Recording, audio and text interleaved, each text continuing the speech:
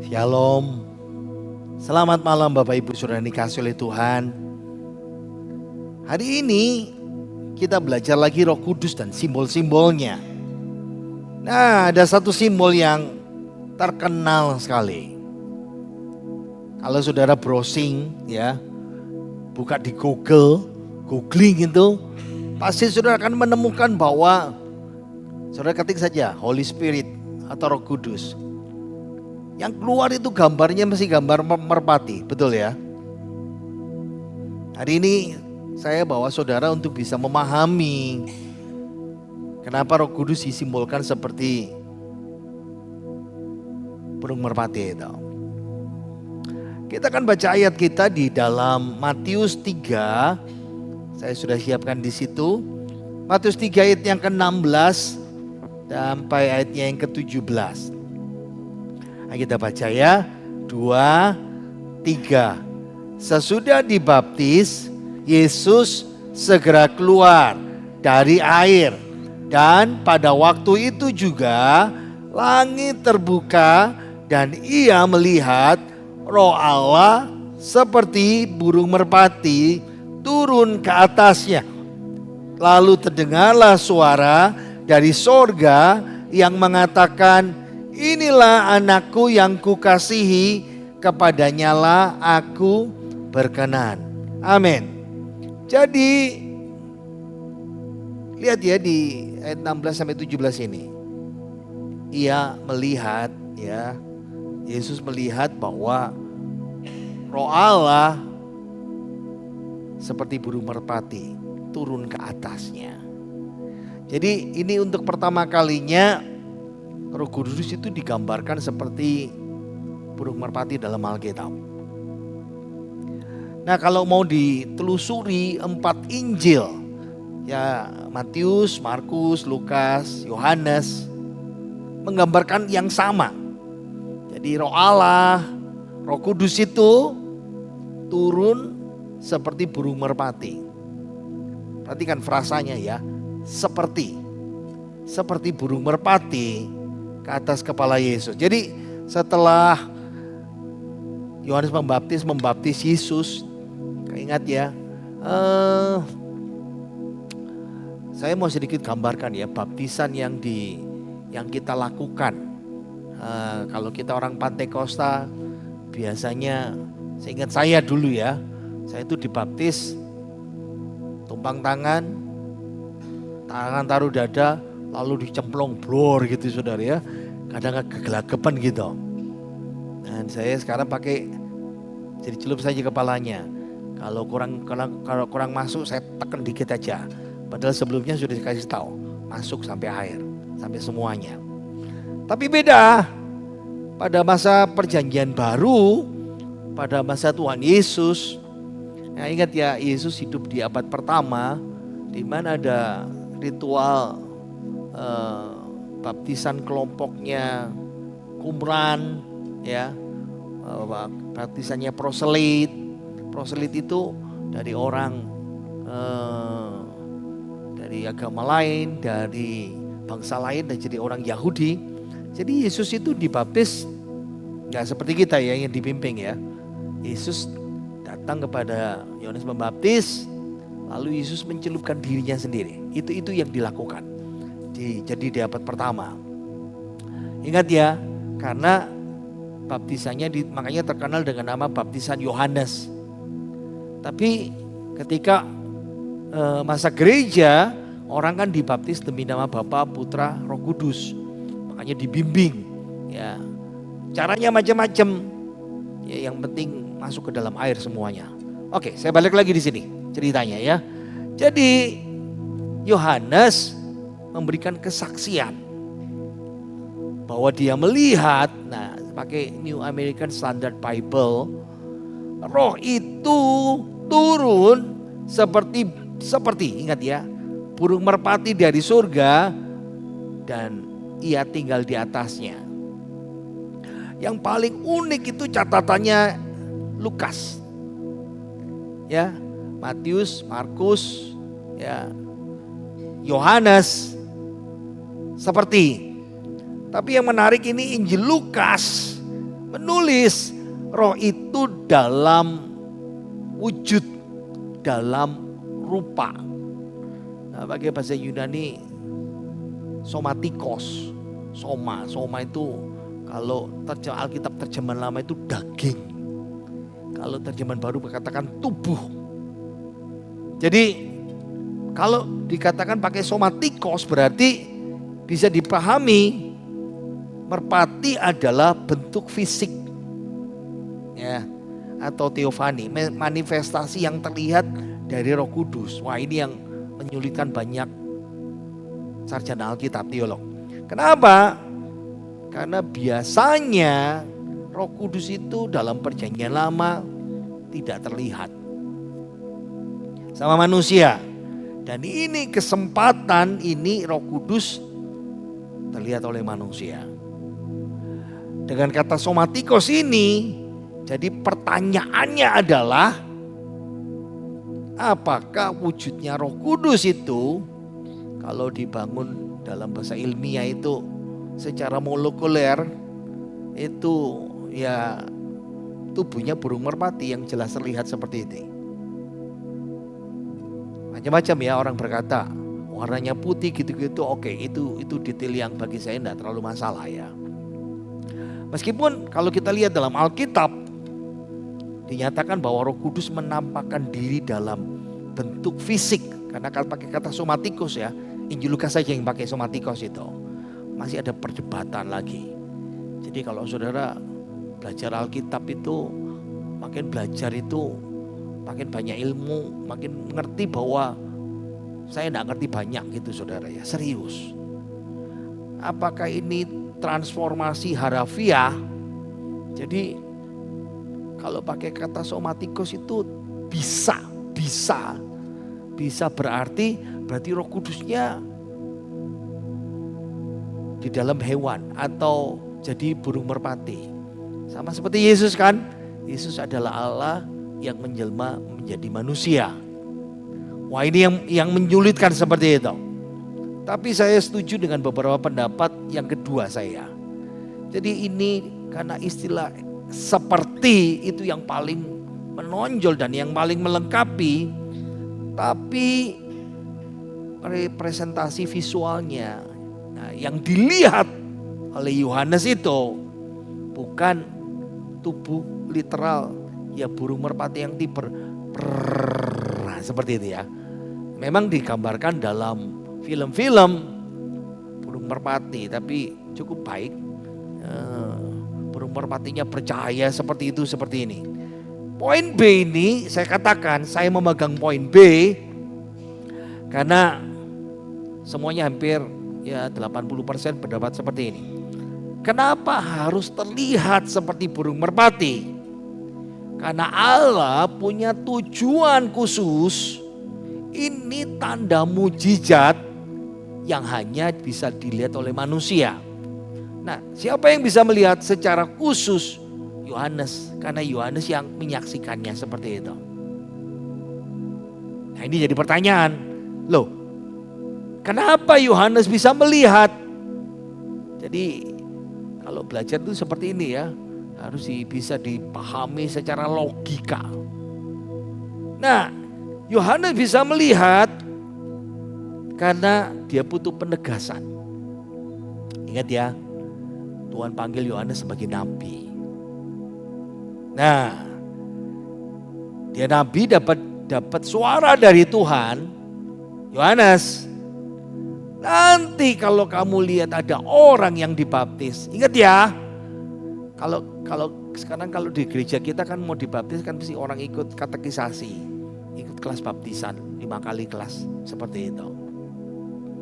Saya kenal yang akan saya baptis, walaupun saya sekarang punya banyak orang yang sudah sekolah teologi dan ada pelajaran 1, 2, yang 3 yang saya serahkan, saya hanya mengawasi, tapi saya tetap ambil bagian seperti itu.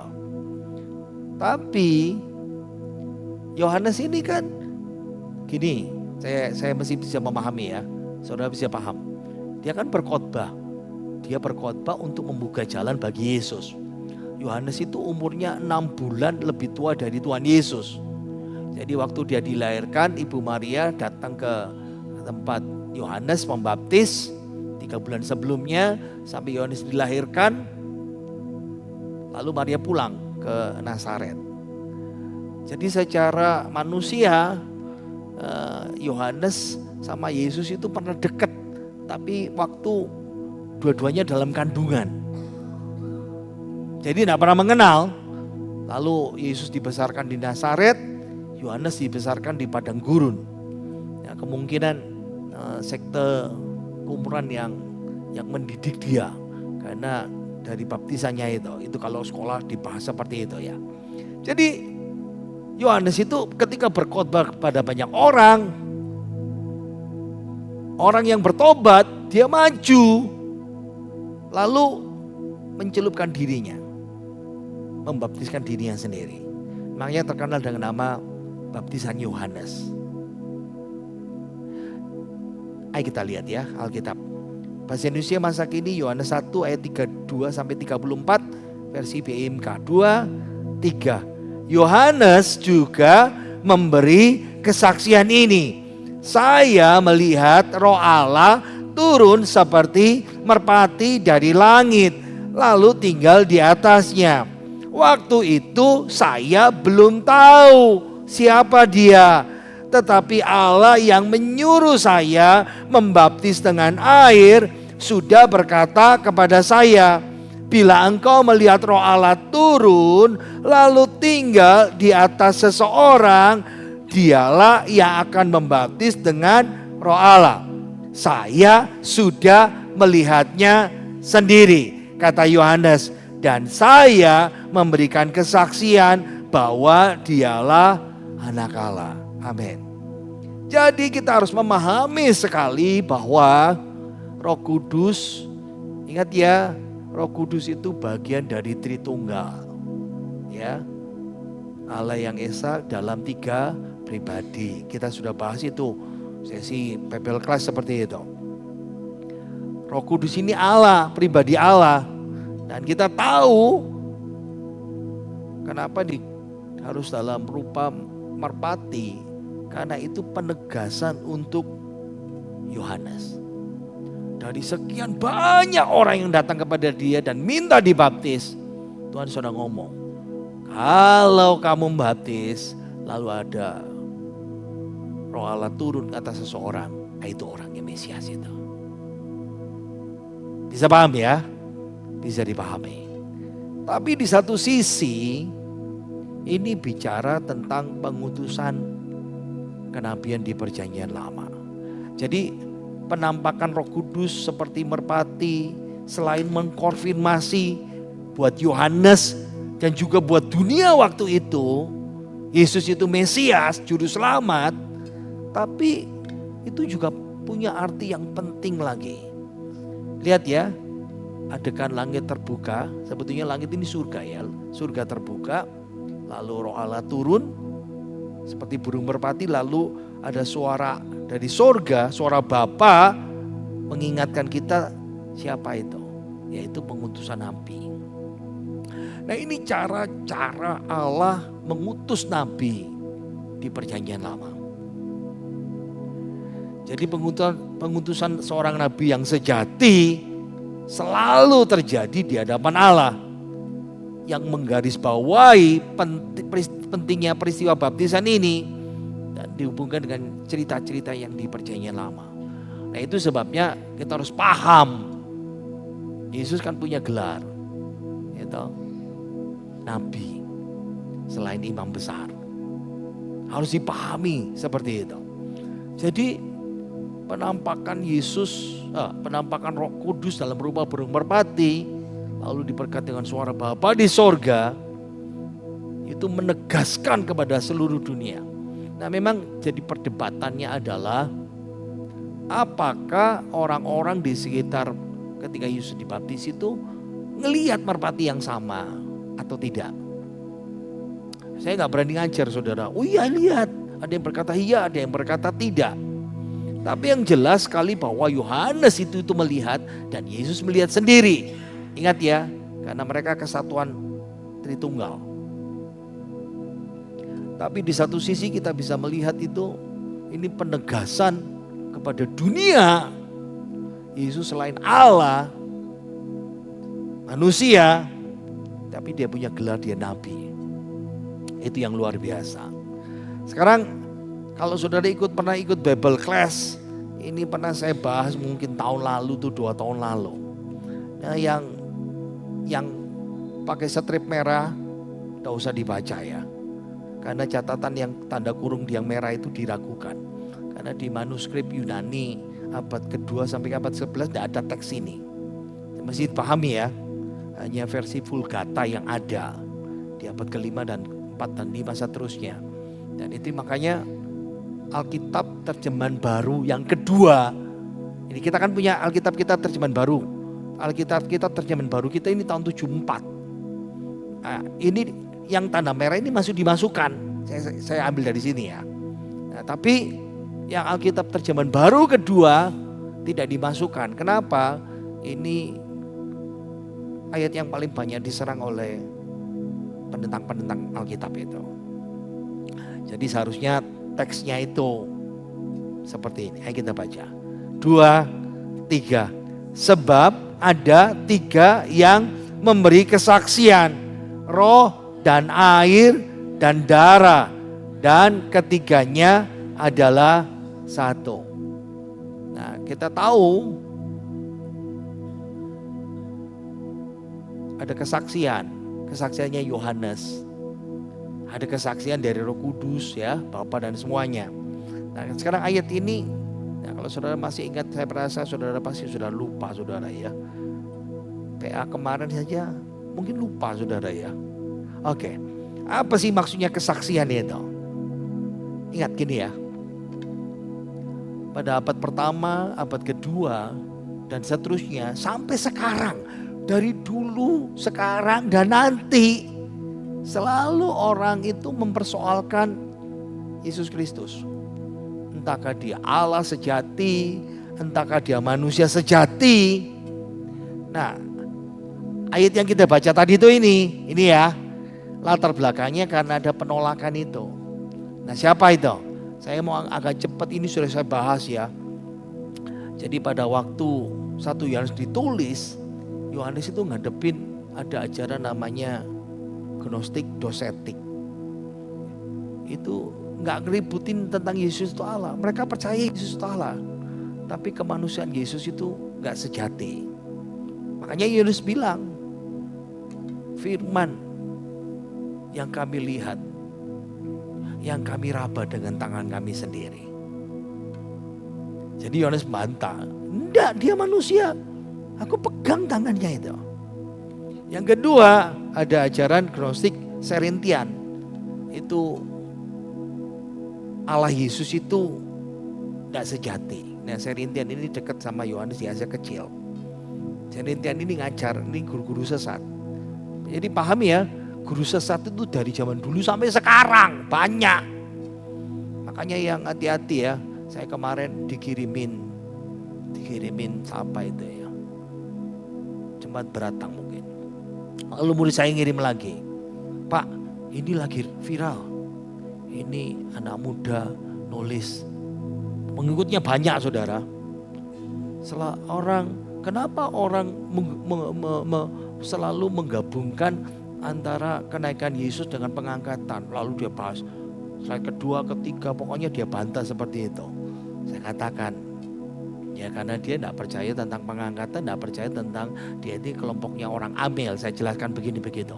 Oh gitu ya. Ingat ya, banyak guru-guru palsu itu sekarang ini saudara. Makanya kalau saudara jajan sembarangan itu bahaya saudara. Sakit perut.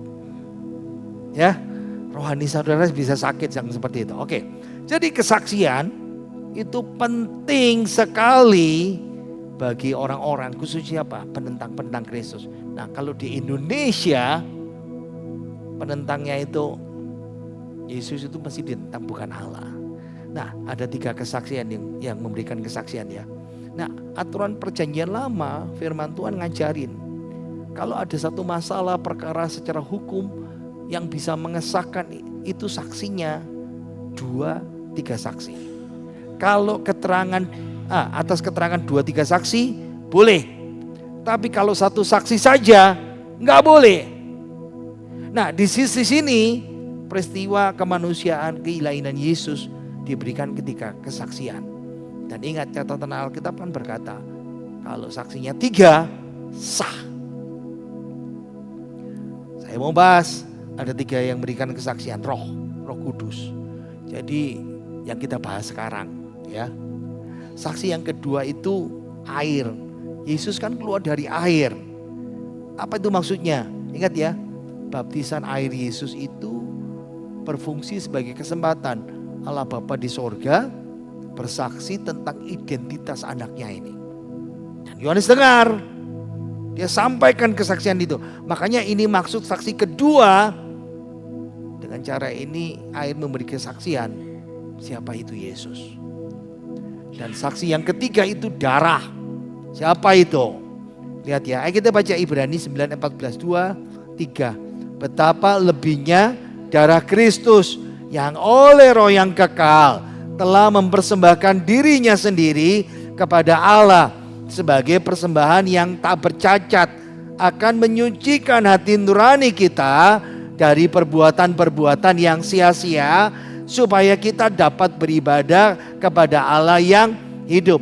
Jadi kuasa penyucian darah Yesus itu yang menjadi saksi akan identitas ilahinya. Sekarang kita balik ya, kita bahas tentang Roh Kudus seperti itu. Dan ini juga sama pekerjaan Roh Kudus, memberikan kesaksian, pemantapan, convicting, meyakinkan. Kalau orang ini belum percaya Yesus, gak yakin tentang Yesus, ini orang belum diselamatkan. Ayo kita baca Yohanes 16 ayat yang ke-8, terjemahan sederhana Indonesia. 2-3. Ketika Roh Penolong itu datang, Dia akan menyadarkan orang-orang di dunia bahwa pemikiran mereka salah tentang ketiga hal ini.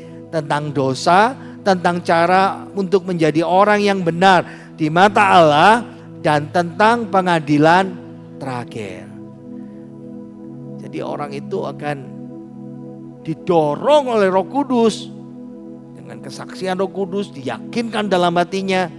Lalu saudara katakan, kalau orang itu mau terima, berarti percaya Yesus. Kalau orang itu tidak mau terima, diyakinkan lagi. Kalau tidak mau terima, diyakinkan lagi berbagai cara. Tapi kalau sudah berkali-kali diyakinkan terus menolak, nah itu yang disebut menghujat Roh Kudus. Jadi menghujat Roh Kudus itu bukan dilakukan oleh orang percaya. Nah, kenapa? Karena banyak orang Kristen begini.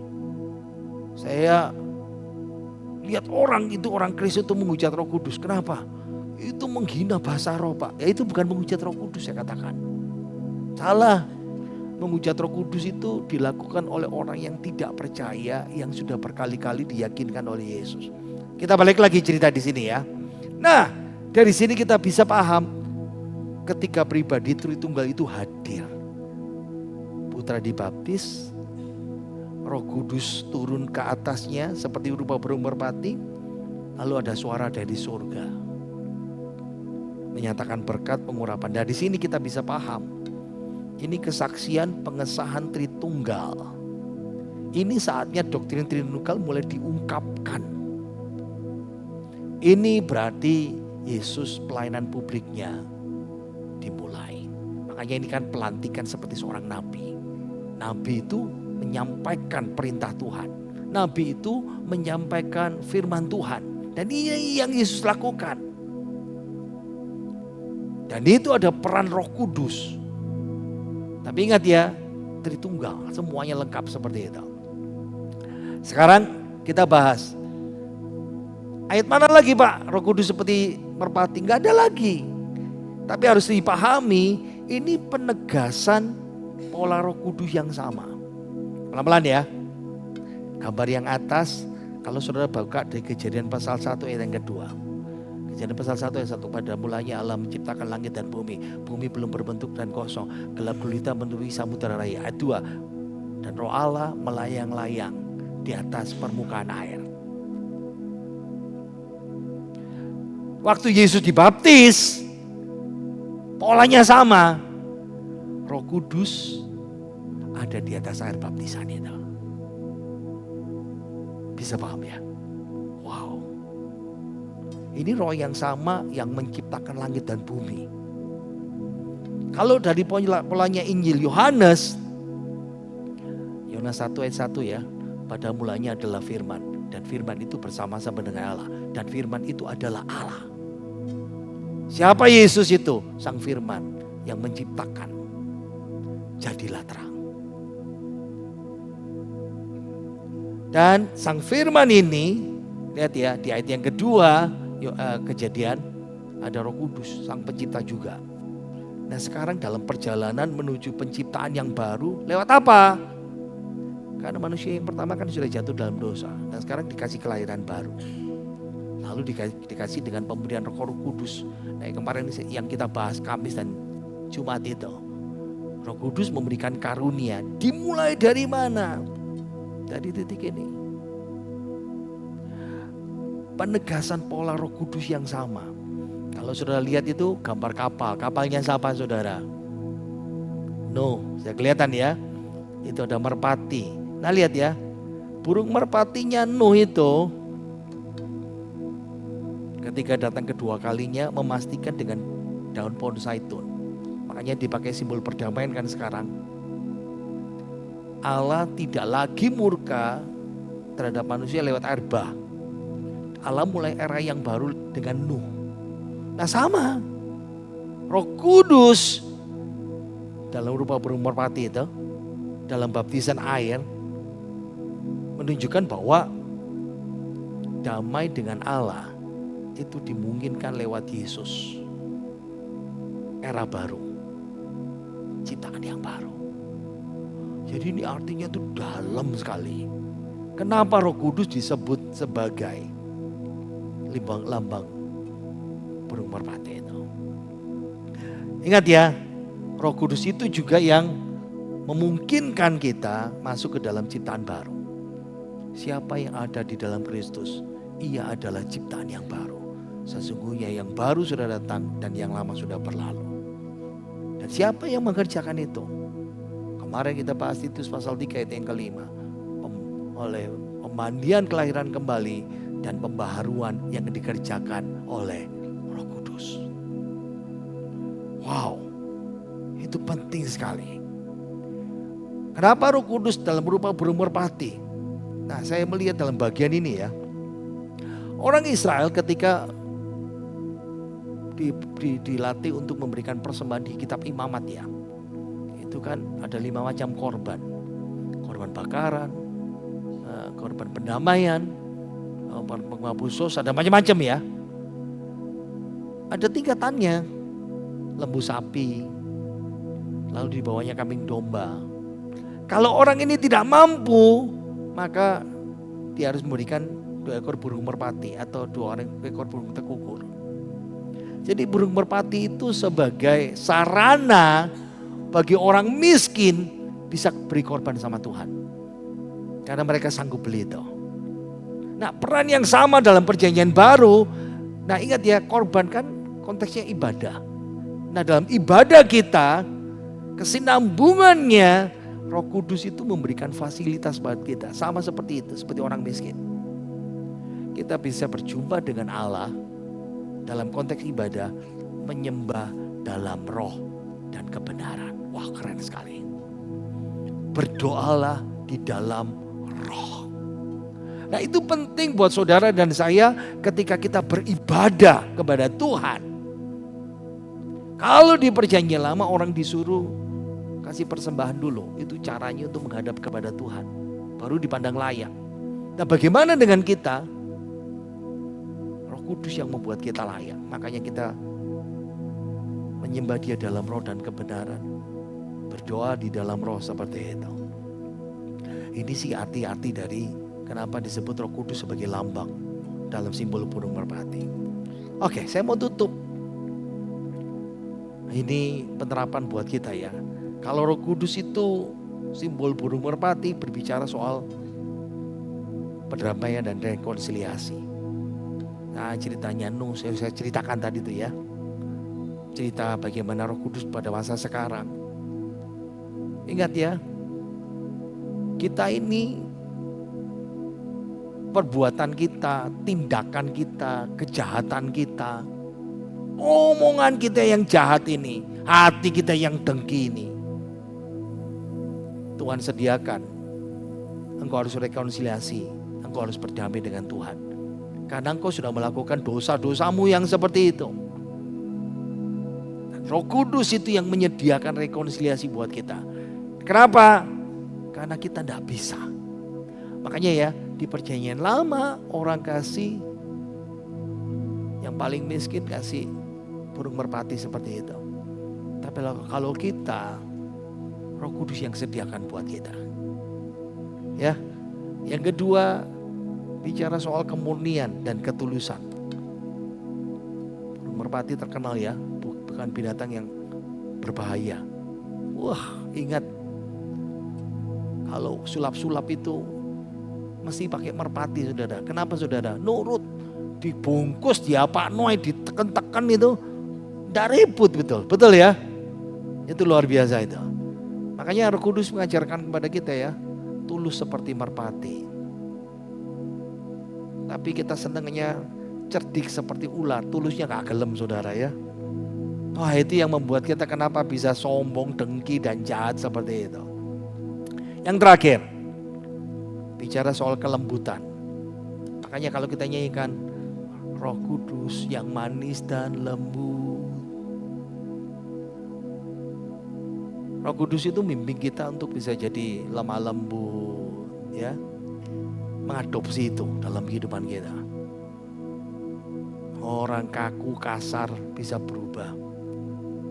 Saya pikir itulah hidup saya ya. Saya ini kerja sehari itu bisa sampai 8 jam, 10 jam. Bikin khotbah ini kemarin sampai jam 2 pagi itu. Saya pikir tiap hari khotbah. Tapi juga menyenangkan saya ya. Makin belajar makin banyak seperti itu. Kalau diganggu anak, shh, istri saya ada telepon, shh. Tapi kalau cucu saya datang itu duduk, ya mana kalawis. Wow, ya, seperti itu ya.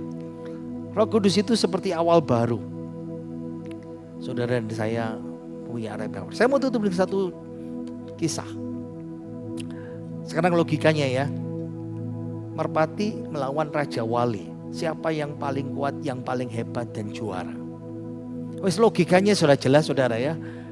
Merpati itu yang dimangsa, predatornya pasti Raja Wali. Betul ya? Saya mau tunjukkan sama saudara kenapa Roh Kudus tidak bicara tentang merpati. Lihat ini.